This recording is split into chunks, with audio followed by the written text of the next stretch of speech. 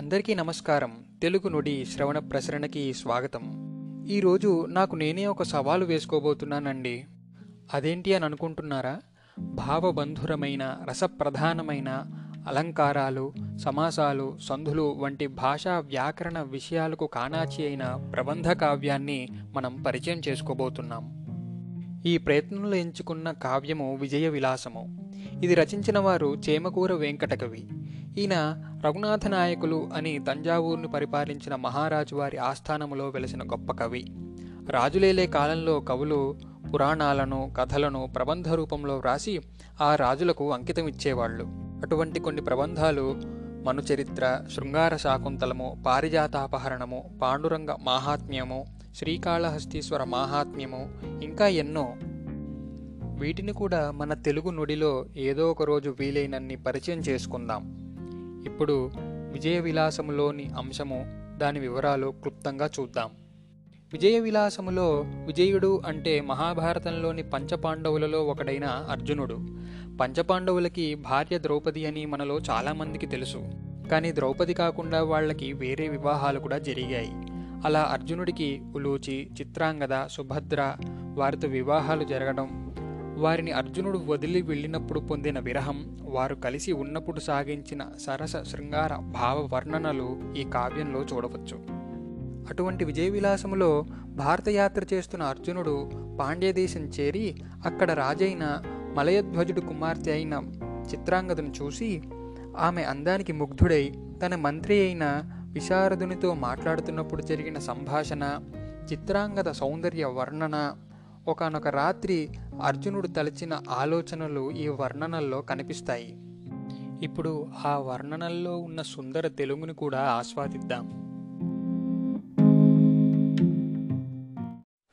భారతదేశ యాత్రలో భాగంగా రామేశ్వరం చేరి సేతువును దర్శించి ధనుష్కోటి తీర్థంలో స్నానం చేసి రామాయణ గ్రంథాన్ని పారాయణం చేసి పాండ్య దేశానికి ఇంద్రుని వంటి వాడైన మలయధ్వజుడేలుతూ ఉండే పట్టణాన్ని చేరి అక్కడ ప్రియసఖులతో కలిసి వనంలో విహరించి తిరిగి వెళ్తున్న పాండ్యరాజు కూతురు చిత్రాంగదను చూసి పాండురాజు కుమారుడు ఇలా భావించాడు. ఈ వెలంది యొడల్ పైడిలో వెలంది, ఈ నెలంత లలాటంబు లే నెలంత, ఈ సుపాణి రథ శ్రేణియే సుపాణి, ఈ బిడారు మృగీమద శ్రీబిడారు. ఈ పద్యంలో గమనిస్తే 4 పాదాలలో ఒక పదం 2 సార్లు వచ్చి వేరే అర్థంతో మనం గమనించవచ్చు. ఈ వెలంది యొడల్ పైడిలో వెలంది, ఈ స్త్రీ యొక్క శరీరము పైడిలో వెలంది, బంగారంలో మేలైన బంగారానికి ఉన్న కాంతి ఆ శరీరంలో కనిపిస్తోందంట. ఈ నెలంత లలాటంబు లే నెలంత, నెలంత అన్నా కూడా స్త్రీనే. లలాటంబు అంటే నుదురు. ఆ స్త్రీ యొక్క నుదురు లేతైన చంద్రవంకలాగా ఉందంట. ఈ సుపాణి రథ శ్రేణియే సుపాణి, సుపాణి అంటే మంచి చేతులు కలిగినది. ఆ స్త్రీ యొక్క రథశ్రేణి అంటే పనుల వరుస. సుపాణి అంటే ముత్యాల్లాగా ఉన్నాయి అని. ఈ సుపాణి రథశ్రేణియే సుపాణి, ఈ బిడారు మృగీమద శ్రీబిడారు. ఈ బిడారు అంటే ఈవిడ యొక్క శరీరము మృగీమద శ్రీబిడారు, కస్తూరి అనే సుగంధ ద్రవ్యానుకున్న కాంతికి నెలవు ఆ శరీరము అని అర్జునుడు భావిస్తున్నాడు. ఇంకా ఇలా అనుకుంటూ ఉంటాడు.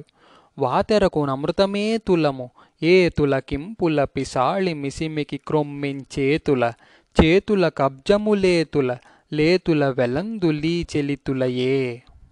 ఈ పద్యంలో చిత్రాంగద యొక్క అందము వేటితో సమానమో పోల్చుకుంటూ ఆమె అందానికి సాధారణ స్త్రీలు సమానము కాదు అని అర్జునుడు భావిస్తాడు.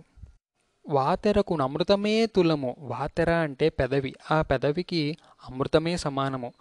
ఏ తులకింపుల పిసాళి మిసిమికి క్రొమ్మించేతుల, తులకింపులు అంటే ప్రకాశము, పిసాళి అంటే అందము, మిసిమి అంటే కాంతి, క్రొమ్మించేతుల ఆమె శరీరం యొక్క కాంతికి క్రొమ్మించు అంటే తొలకరి మెరుపు సమానం అంట. చేతుల కబ్జములేతుల ఆమె చేతులు అబ్జములు అనంటే పద్మాల్లాగా ఉన్నాయంట.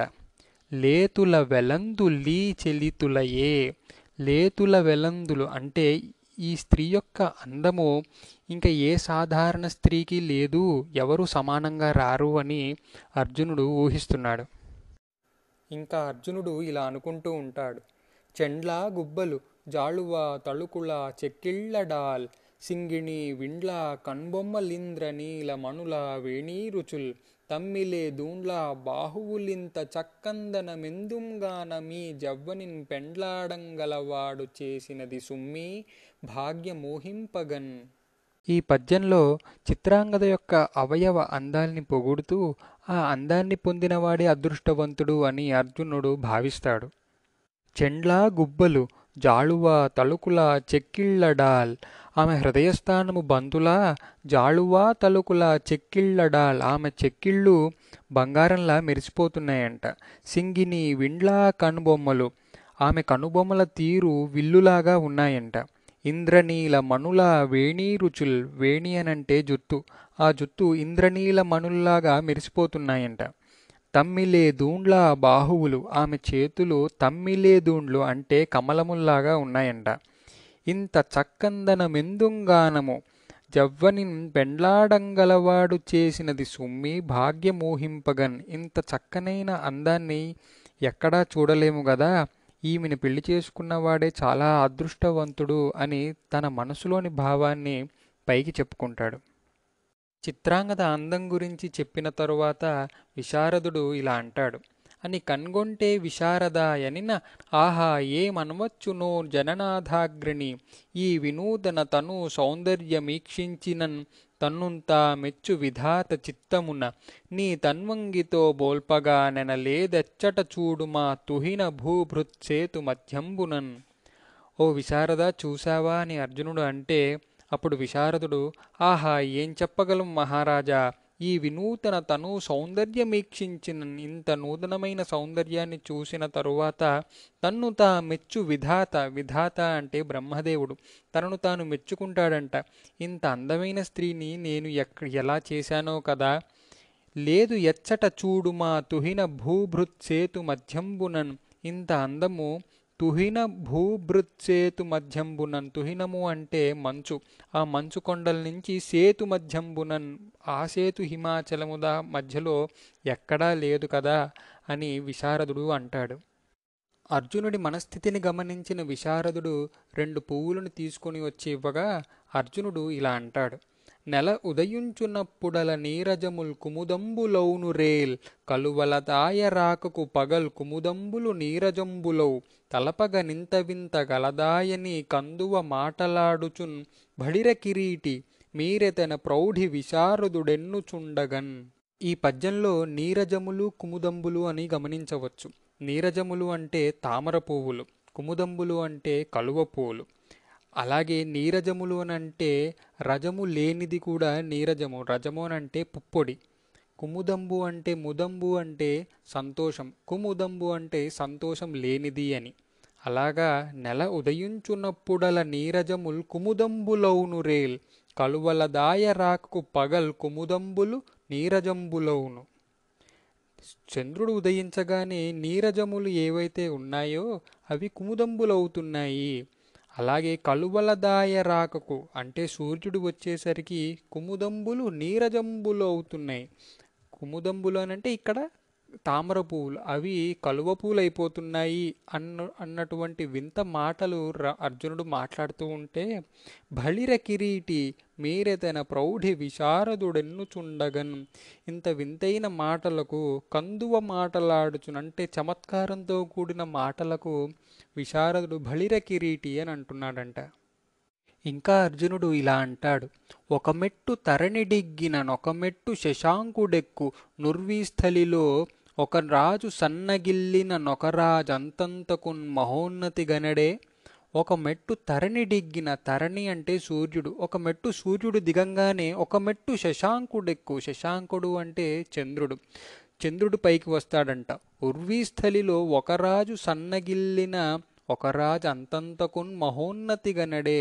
ఒక రాజు సన్నగిల్లిన అంటే తగ్గిన వెంటనే ఇంకొక రాజు పైకి ఎదుగుతాడు, మహోన్నతి గనడే. అలా సూర్యచంద్రులు ఒకరు దిగంగానే ఇంకొకళ్ళు పైకెక్కుతున్నారంట. చంద్రుడు ఉదయించగానే అర్జునుడు ఇంకా ఓ మెట్టి ఇలా భావిస్తాడు. క్షితిపై వట్టి మ్రాకులు జిగిర్ప వసంతుడు తా రసోపగుంభిత పద వాసనల్ నెరప మెచ్చక చంద్రుండు మిన్నునం ప్రసన్నతయును సౌకుమార్యముం గనంబడ రాల్ కరగంగజేసే నే గతి రచించరేని సమకాలము వారలు మెచ్చరేగదా. భూమిపైన వసంతుడు వట్టి మ్రాకులు జిగిర్ప మోడైన చెట్లను చిగురింపజేసినా దానిని మెచ్చక చంద్రుడు మిన్నునన్ ప్రసన్నతయును సౌకుమార్యముం కనంబడ రాల్ కరగంగజేసే. చంద్రుడు ఆ ఆకాశంలో ఉండి సౌకుమార్యము ప్రసన్నతయును ఈ రెండింటినీ కలిగింపజేసి రాళ్ళు కరగంగ చేశాడంట. ఇక్కడ రాళ్ళు అనంటే చంద్రకాంత శిలలు కరిగేటట్లు చేశాడు. దీనిలో ఏమంటాడంటే ఒకడు ఎంత గొప్ప పని చేసినా అతనితో పాటు బ్రతుకుతున్న వాళ్ళు లేకపోతే సమకాలికులు దానిని మెచ్చుకోరు కదా అన్న ఉద్దేశంతో చెప్తాడు. ఇటువంటి మనస్థితిలో ఉన్న అర్జునుడు ఒక చెట్టు కింద కూర్చోగా ఒక చిగురాకు కొమ్మవిక మొక్క ప్రసూన లతాగ్రసీమందెంట్లొక ఫలశాఖ రా చిలుకయున్ రొదసేయక గాడ్పు పొందు వాయక పై వెన్నెలల్ పొలయ నామని సొంపుల నింప జొంపమౌనొక ఎలమావి క్రింద మరుడోయనగా నరుడుండెనయ్యడన్. ఒక చెట్టు కింద కూర్చోగా ఒక చిగురాకు కొమ్మలో కోయిల, ఓ పూల తీగపై తుమ్మెదలు, ఒక కొమ్మ మీద రామచిలుకలు ధ్వనులు చేస్తూ ఉంటే గాడ్పు పొందు వాయక పై వెన్నెలల్ పొలయ దక్షిణపు గాలులు చాలా వీస్తూ ఉంటే పైన వెన్నెలలు ప్రసరిస్తూ ఉంటే వసంతము అందాలు నింపుతూ ఉంటే గుబురుగా ఉన్న గున్నమావి జొంపమౌనొక ఎలమావి క్రింద మరుడు అనంటే మన్మధుడు. ఆ చెట్టు కింద మన్మధుడు అలా కూర్చుని ఉన్నాడా అన్నట్టు ఉందంట. ఈ విధంగా చిత్రాంగద గురించి ఆలోచిస్తూ ఉన్న అర్జునుడి గురించి ఇలా అంటాడు ఈ పద్యంలో. ఈ కరణిన్ తలంచుచు నాళీక నిభానన నెదన్ నిలిపి రే గడపెన్ లేకెటుల నిద్రవచ్చున్ రేకగు నయ్యువిధ నెదను నిల్పినదాకన్. ఈ విధంగా నాళీక నిభానన నెదన్ నిలిపి రే గడపెన్. నాళీక నిభానన అనంటే పద్మంతో సమానమైన ముఖము ఉన్న ఆ చిత్రాంగదుని ఎదలో నిలిపి రాత్రంతా గడిపాడు. అంత అందమైన ఆ చిత్రాంగదను తన ఎదపై నిలుపుకొనేదాకా తనకు నిద్ర పట్టదేమో అని అర్జునుడు ఆ వసంత ఋతువులో ఆ మామిడి చెట్టు కింద కూర్చుని ఉన్నాడు. అలా నిద్రోవని రాత్రి గడిపిన అర్జునుడి మనోభావాలని విజయ విలాసంలో మనం పరిచయం చేసుకున్నాం. ఇటువంటివి చదివితే మనకు అందులోని తెలుగు పదాలలోని అలంకారాలు, సంధులు, సమాసాలు ఇంకా క్షుణ్ణంగా అర్థమవుతాయి. కాబట్టి ఇలాంటివి కూడా మనం ఒకసారి చదవడానికి ప్రయత్నిద్దాం. ఇంకో భాగంలో వేరొక అంశంలో మళ్ళీ కలుద్దాం. సెలవు.